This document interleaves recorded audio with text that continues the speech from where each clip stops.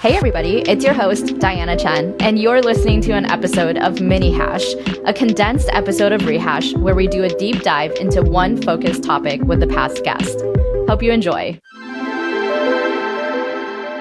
It's been more than 2 years since we had you on. And when you came on, you were with Kseniya. It was for MGD, right? Yeah, mostly what we talked about was MGD, which is just like what a throwback.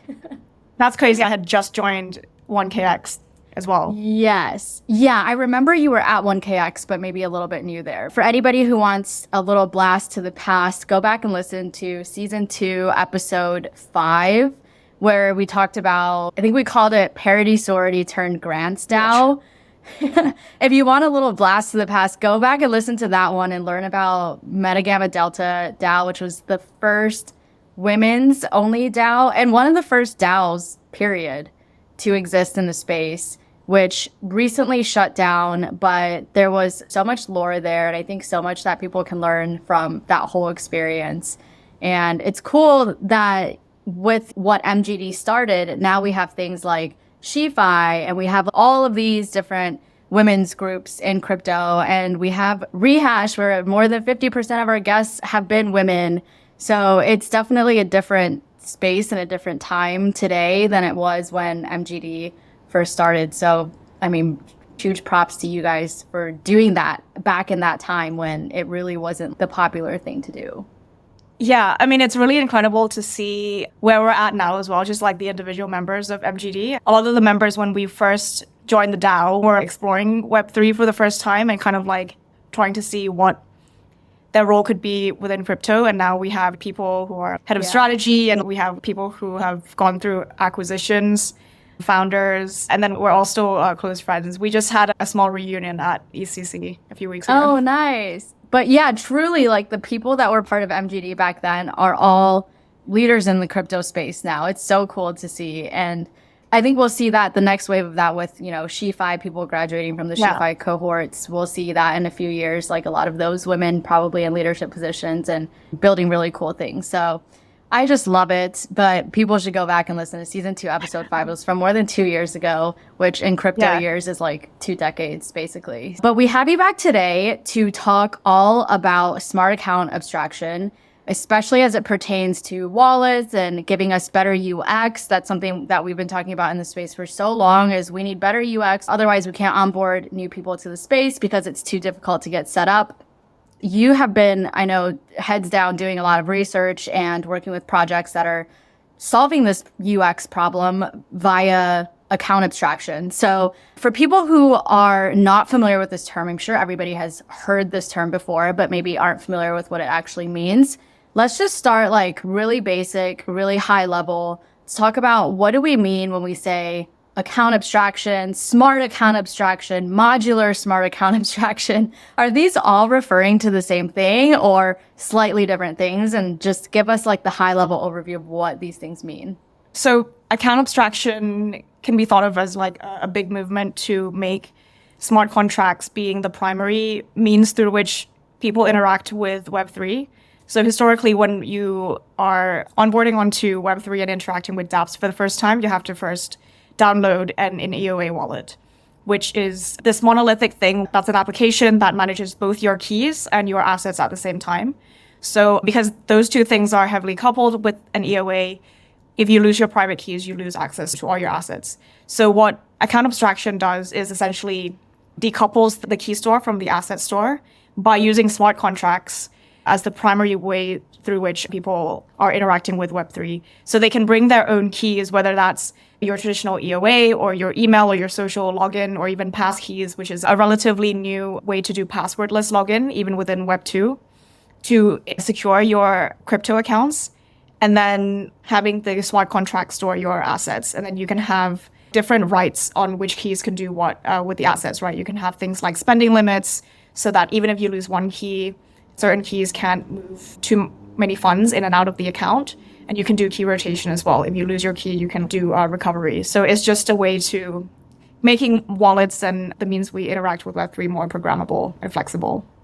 Yeah, so the Web 2 equivalent is kind of just like if we were to download a new app from the App Store and then it asks us to log in. Now, instead of creating a new username and password, we can just do login with Google or login with Apple, or even like send me a magic link and it'll email you a magic link, and you don't need any sort of password that you have to remember or keep track of or store in one password or like one of those apps, which frequently gets hacked, I think, or at least gets targeted for hacks. So now we're able to do that in the Web3 space, which is huge, because a few years ago, or even now, some people will create a MetaMask and you have to store your private keys, your seed phrase somewhere safe. If you lose it, I mean, I still operate primarily with my MetaMask that I've had for years. And if I were to lose that private key, that's a lot that has gone down the drain. So now there are ways to recover that account without me having to stress about keeping my private keys somewhere safe, making sure I don't lose this piece of paper or I don't lose whatever I've stored it on. So that is really big. One question that I think people had in the past with things like apps or platforms that would help you with account recovery is this question about self-custody or having the platform custody for you. And so people would want to have control over their own assets and be able to self-custody so that nobody else has control over that. But then you have the added stress of having to, keep your private key somewhere safe, having to remember all of that, whatever.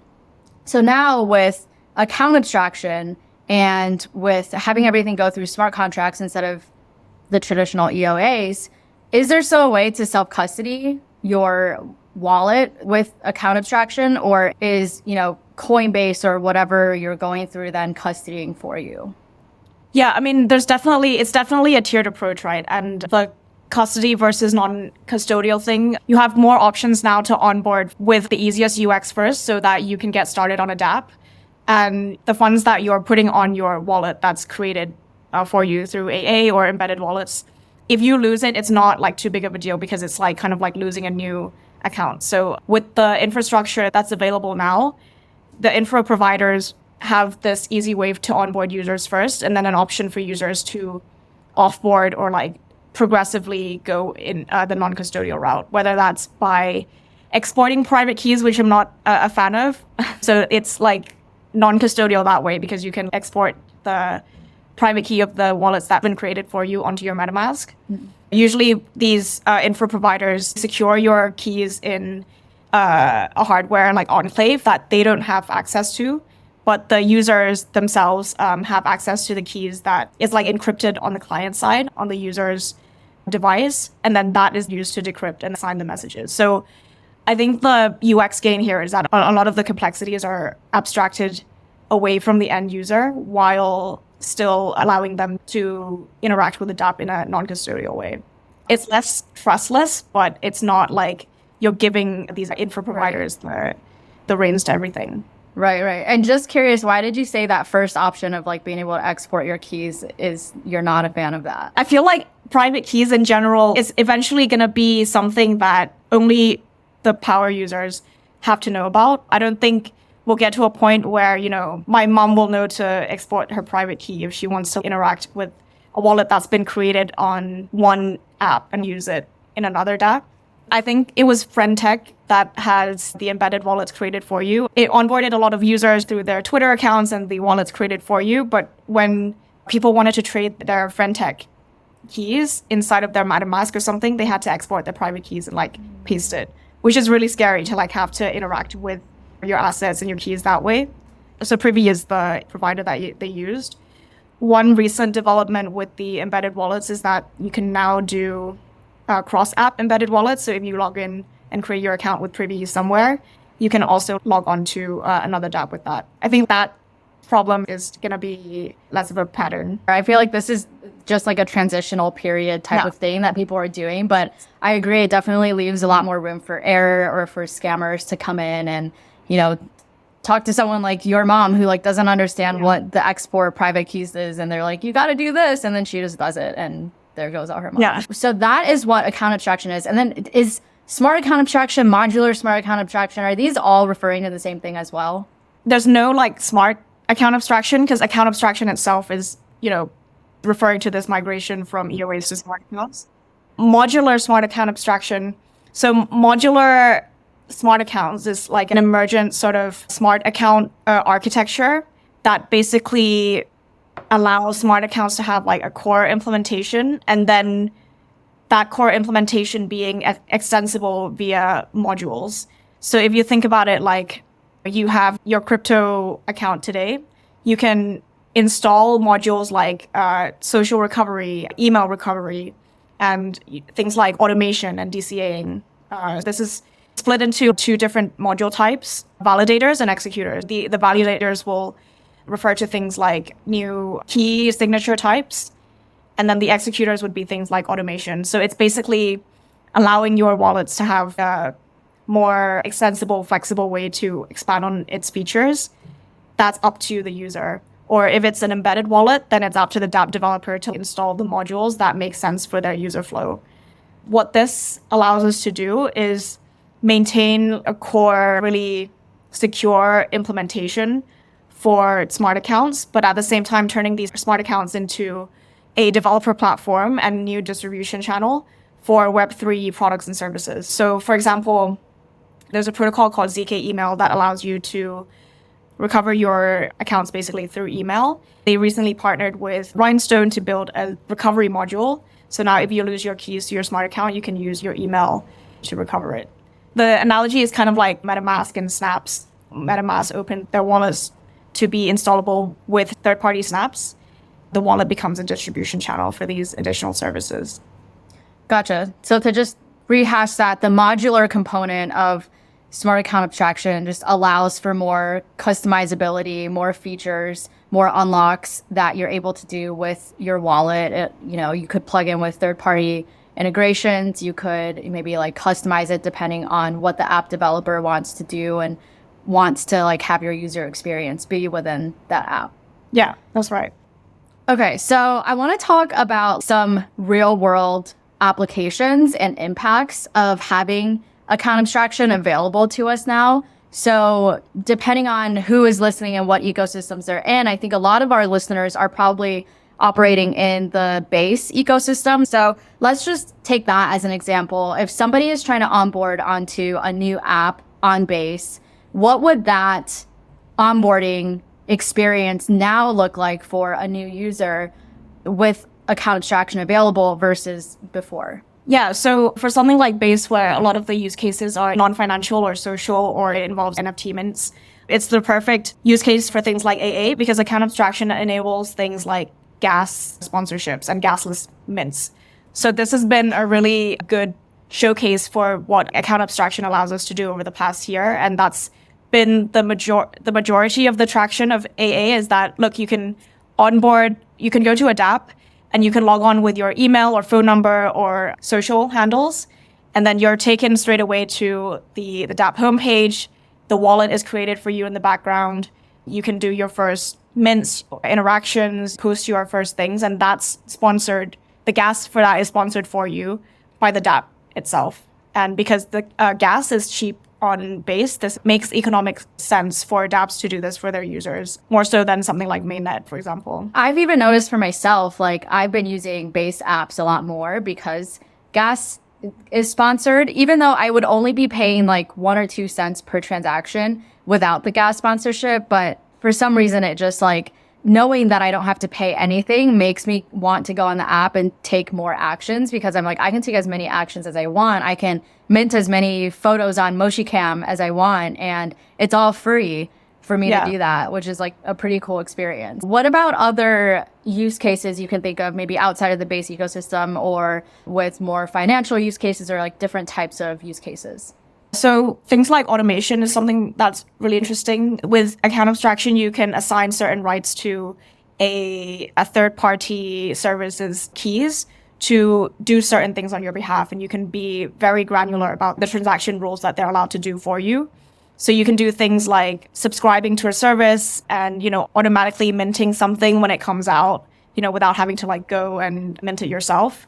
You can do things like DCAing, like allocate a certain portion of the tokens that you receive every month to Aave or like another DeFi protocol. So yeah, automation is a pretty big one as well for both, non-financial and financial use cases. I was going to say, because we use Hypersub to distribute our episodes. Is that using account abstraction as well to distribute those episodes? Do you know? I believe it's just minted to the people who subscribe. I don't think it's using AA for the time being because I'm subscribed with my EOA and I get the episodes minted to me. With something like AA, you can be more flexible with the types of transactions that you want to do. If you're using Safe today, you can use their transaction builder and specify the actions, kind of like if this, then that action that you want to take on chain. Deploy that to a relayer network, and then that will execute the transaction on your behalf. So with account abstraction, it's not just singular things like minting, but it's more like if this, then that, more customized transaction flows as well. Another example that just came to mind too is, so we use Den for managing our Safe, and we have automatic recurring payments set up to the core members of our team that send out X amount every month to us. Is that kind of something you're talking about with the automation that account abstraction enables? Yeah. So recurring payments, transactional rules, because sometimes it's like dependent on other things that happens on chain, right? So you can have like a network of nodes that watch for certain things that happen on chain and then executes your thing only when certain things happen.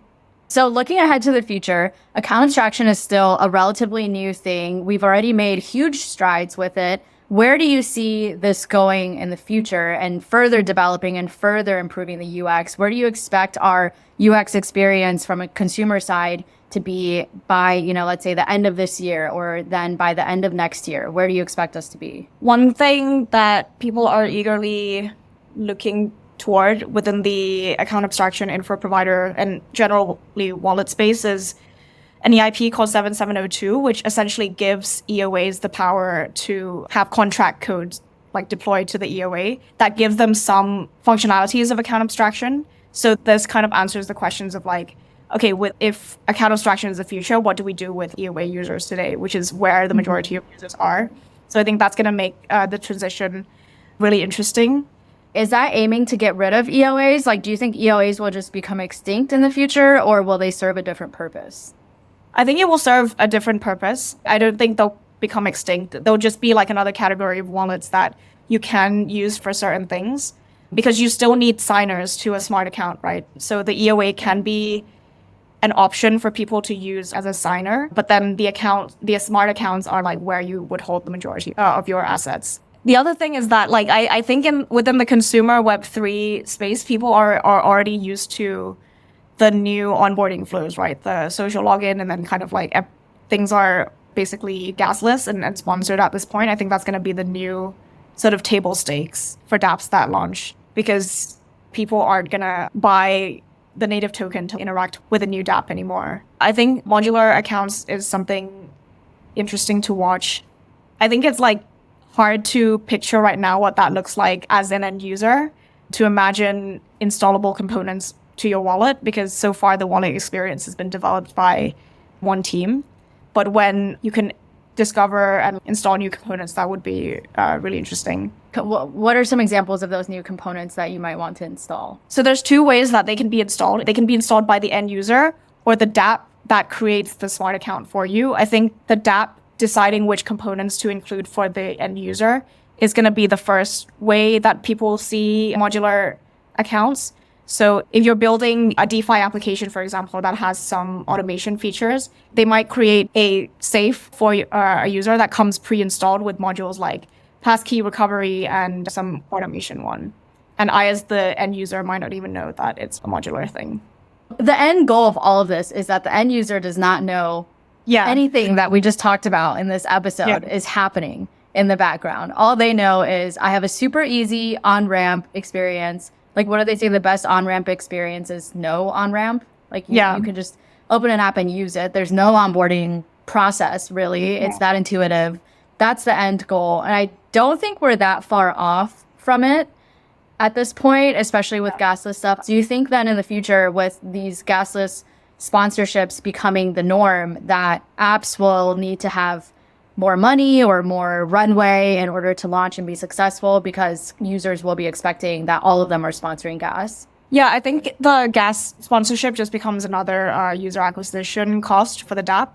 So there's Paymaster infrastructure like, Pimligo stack up that allows the dapps to define any quota of like gas that they want to sponsor for the end user. So they can pretty much estimate the CAC for acquiring your users. One other thing that improves the UX kind of going in parallel with account abstraction is the wallet standards in general, how we do things like session keys to authorize the dApp to interact with the wallet. So if you're logging onto an application with Google, for example, you're usually taken to this screen, like authorization screen that is like, allow this app to read your email, your name, your contacts, for example. So we're going to see a similar flow like that for Web3, where you're logging onto a dApp and you're getting asked for permissions to read your wallet from the dApp. And this allows things like doing multiple actions on the dApp without having to reconfirm everyone. So there's onboarding, and then there's also like in-app UX gains there as well. Right. I wonder how all of that affects security, because the more convenience you want for the end user, the more security you sacrifice type of thing. Is that going to be the same deal in Web3? And like, how concerned should we be about that? Yeah. So, I mean, this is why it's important for these things to be open standards and not really dictated by one company. Because if that company then becomes like the market leader, like it has a lot of market share, then that dictates all the security patterns, everything that happens in crypto. And if that gets hacked, then, we're pretty much back to square one in terms of like the trust that people have. So that's why it's important that these things are standards. And it's also moving really slowly, much more slowly than, if one group was doing it, because you do have to get consensus and buy-in from the big wallets that are out there, protocol devs when it comes to things like 7702 and protocol level changes, dApp developers, as well as people who have a big stake in the ecosystem, like Ledger, MetaMask, Coinbase, and just getting everyone in a room and coordinate on this. Yeah, absolutely. Slower is not always bad. We should be more patient and embrace the slowness, because sometimes slowness is good. Do you have any final thoughts for us about account abstraction as it relates to better UX and just making the user experience better overall? I think I'd encourage people to download and try a lot of the newer wallet apps that are out there to kind of see the features that is enabled by account abstraction. The features that have launched seem boring right now, like, oh, I'm going to add social recovery and stuff. But they're iterating really quickly. You'd be surprised at how much UX has improved over the past year compared to if you were just onboarding through EOAs a year or two ago. What are some of your favorite apps right now that people can go check out? I've been playing around with Bramify, Finance. I've been playing around with Infinex as well. These two are both like DeFi type applications. And then on the creator side, I'm playing around with Surreal, Interface. Those are the apps that have like a really good onboarding experience that I've seen. Love it. I've been having a lot of fun in the Farcaster ecosystem in general. Oh, yeah. Things like MoshiCam, Receipts. There's honestly so many in the Farcaster ecosystem now that are just so much fun and so easy to use. It allows you to form community around things that are not focused on crypto, like with crypto friends, but you're doing other things, like you're tracking your steps, sharing photos in a kind of vintage Polaroid fashion on chain, things like that. Fun things that don't have to do with crypto. And I think that's a lot of what we need more of in the future in order to get more people in the space, is like have more fun things for them to do. Like when people go on TikTok, like they're not just viewing content about TikTok, it's content about everything. There's dancing, there's like any niche that you can think of, like you can find content about that on TikTok. And I think that's what we're going to need on these Web3 apps as well in order to get more mainstream adoption. Well, thank you so much for joining us. It's so good to have you back. We'll have to get you back on, and you'll just have to be like a recurring guest. But thank you so much for taking the time, and thank you everybody for tuning in, and we'll be back again next week with another episode of Rehash.